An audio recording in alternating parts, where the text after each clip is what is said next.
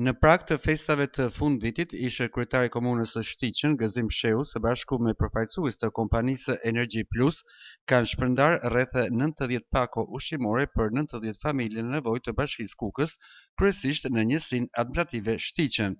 Përfaqësuesi i kompanisë Energy Plus, e cila prej gati një viti operon në Kukës, Teodor Madhi, u shpreh se kërkesa për realizimin e kësaj nisme humanitare erdhi nga ish kryetari i komunës Shtiqen, Gëzim Shehu, aktualisht antar i Këshillit Bashkiak Kukës.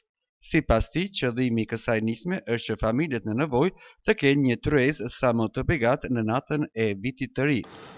Me kërkesën të ish kryetarit të komunës zotit Gëzim, dhe i cili është njëkohësisht edhe antari i shtabit të bashkisë tuaj, menduam të kontribuojmë në rastin e festave ke familjet në nevojë.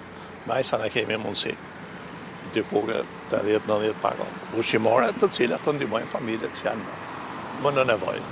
Mbështetja për familjet në nevojë të bashkisë Kukës, jo vetëm gjatë festave të fundvitit, është kthyer tashmë në një traditë për ish kryetarin e komunës së Shtiqenit, Gëzim Shehu.